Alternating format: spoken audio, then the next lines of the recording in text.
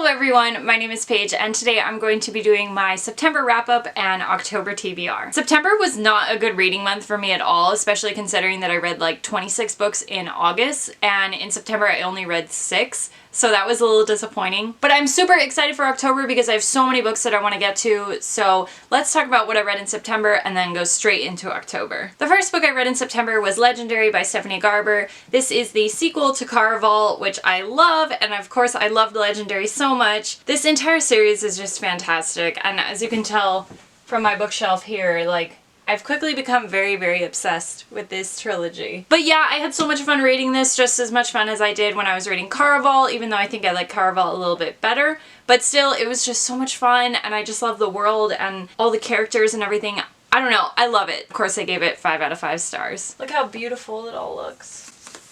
Stunning. Except these two are backwards, but that's fine. The next book I read was one that I've been seeing a lot around on Instagram and kind of on BookTube as well, and that's The Tea Dragon Society, which is a graphic novel. This is by Katie O'Neill, and it was just so cute, and I loved the illustrations and everything about it. It was just a really cute story, and I flew through it. It was just adorable. I did give this one 4 out of 5 stars because I think actually the age range was a little bit too low for me. There wasn't a whole lot going on with the story other than like little bits here and there, but otherwise, yeah, I just really enjoyed it. For me, a graphic novel, it's really important that the artwork pulls me in, so that's what it was in this case, and I got exactly what I wanted. Just cute little drawings of little tea dragons. So then, because I wanted to check out more of Katie O'Neill's work, I then picked up Aquicorn Cove, and this was just the same as Tea Dragon Society. Loved the artwork. I thought the age range, again, was a little bit too low for me. The story was kind of not there in some points, and I did give this one 4 out of 5 stars, but I really did enjoy it. And then the last one I read by Katie O'Neill was Princess Princess, and I think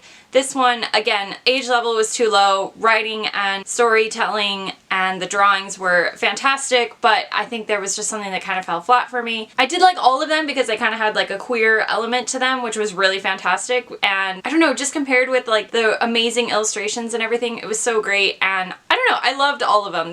If you're gonna read Tea Dragon Society, I highly recommend reading her other work as well. Okay, so the next book I read was one that I got for free on Amazon Kindle. Again, I'm not really sure how, either it was on sale or I had some credits or something, but it's The Deal by Elle Kennedy. The reason why I picked this book up was because I saw that someone on Tumblr had made like a image board for it, and I was like, oh, what's this? Hockey players and like a little college romance? I was like, okay, I have to read it because I haven't read new adult in a while and I really was craving some, and this like hit all my boxes. It was really good. I did give it 4 out of 5 stars because I thought there were a couple times that there was like some ethical stuff coming into it, and I definitely think this book needs some like trigger warnings before you read it, because there were certain points that I was like, holy crap, like that just happened, or they just talk about it like so blatantly. I think the synopsis kind of gives you a better idea of what you're kind of getting into, but still, just be careful. I think there are some people on Goodreads who have given it better trigger warnings and synopsises than I have. Anyway, this is the first in a 3-part trilogy, and I think there's some spin-offs with it as well, so I really want to read the other books. I'm sorry, not a 3-part trilogy, there's 4 books total. And I want to read the other 4, but I'm gonna kind of wait, just because I think I need like a cooling off period after this book. It was so like steamy. I mean, look at that cover, like, come on. Anyway, I really liked the writing, really liked the story, love the characters, I really like their chemistry, so I can't wait to read more about their friends and like the other things that are going on in this little world of theirs. I think the other reason too why I've been so into this book, and I'm going to slowly be getting into this series too, is because I've been really into hockey this season. I know the season like just started like 2 or 3 weeks ago, but I went to a hockey game last night with my boyfriend and he really loves hockey, so I'm just trying to like understand it a little bit better and, I don't know, see it through his eyes. So reading something like this really helps because I'm like, all right, they're gonna talk about hockey, you know, and like all this stuff, and I don't know, it's just really fun. And if you're a hockey fan, let me know, because go Ducks. Yep. Okay, then the last book I read this month was Batman Nightwalker, the graphic novel, and this is by Marie Lu. If you remember from the DC Icon series, there was a book that came out also by Marie Lu. So this is just the graphic novel interpretation of the regular novel. That's a lot of novels. But I read through this on NetGalley, and then DC Comics overnighted a copy to me, which was really sweet of them. So now they can go next to each other on my shelf, and I love how the covers like kind of mimic each other. I really enjoyed the graphic novel because I really enjoyed the novel itself when I read it like 2 years ago-ish, I think. I think it follows the story really well, and it's really cool to see it interpreted into a graphic novel because it's just interesting to see how it goes from this to this. Something more textual to visual is just always really interesting for me, and you don't see that very often, I feel like, with novels and stuff. I really enjoyed it. I gave both of these 4 out of 5 stars. So I read this one a while ago, and then I read this one recently, but yeah, really enjoyed them. If you like Batman at all, then I totally recommend picking these up. Okay, so that's everything I read in September.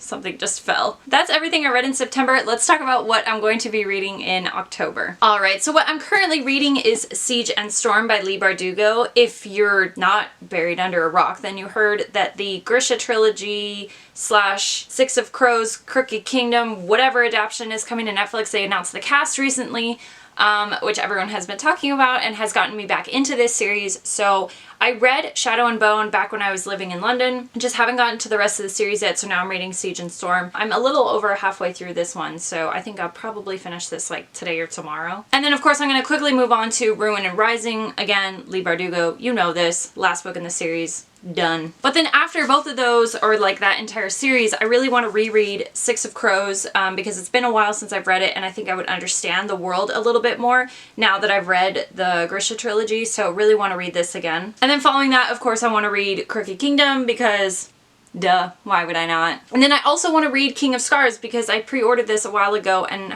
obviously I've never read it because I didn't know who the characters were. Yeah, I really want to get to this one too. There's just so much going on with like Grisha right now, and I really love it. And I'm really loving the series, obviously, and I really have loved Six of Crows and Crooked Kingdom in the past, so just very excited to get back into this. And then one more Grisha related thing, I really want to read The Language of Thorns. Again, pre-ordered this like a couple of years ago and still haven't read it, but I know this is just kind of like short stories that are set in the Grisha universe, or they're like fairy tales or myths or something, but they're all like beautifully illustrated, so can't wait to read this one as well. And then hopefully I can get through all of that fairly quickly, and then I want to reread Wicked Saints by Emily A. Duncan. I read an arc of this earlier this year. It was like the first book I finished this year. I want to reread this. I actually want to listen to the audiobook, but I want to have the book in front of me as well so I can like read the characters' names, because I think when I read it the first time I was kind of struggling with how to pronounce certain things. I mentioned this in my review as well, which I'll leave a link for down below. And a lot of people have kind of tried to help me in the comments as far as like understanding their names with pronunciation and everything. But I think for me, it's just like I need to hear it.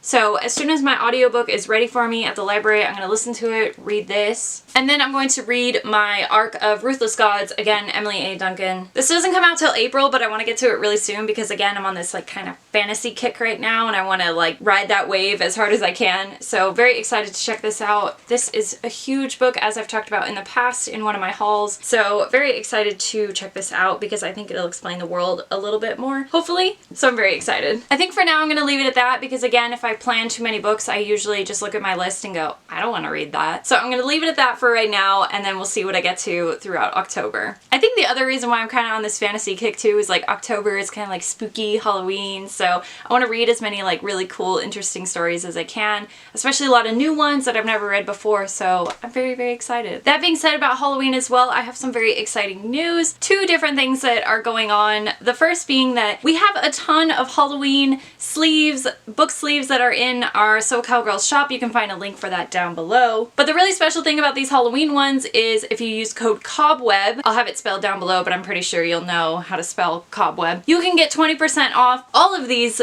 sleeves and a couple more that are in our Fall Harvest Halloween collection, so that's very exciting. So we have a couple different ones in our collection. We have this like tarot card one, we've got some Jack Skellington, we have some Dia de los Muertos, we have this like really cute black cat pumpkin one that I love, we got some Harry Potter, which everyone loves, and then this other like what I've been calling our Halloween bottles one. You can get all of these for 20% off if you use code COBWEB between now and the end of October, so that's very exciting. Hopefully we'll be sending one to you very soon. And again, all the information on the code and the shop link are all going to be listed down below, so you can find everything down there in the links. My links for Twitter, Tumblr, Instagram, definitely follow me there. The other very exciting thing going on this month is I'm doing a giveaway every single Thursday this month on my Instagram, so again, I'll leave a link for that down below and you can find out all the information there. All you have to do is follow me, tag a friend, and then you're entered. It's a great way to win some books. Otherwise, I will see you guys in the next video.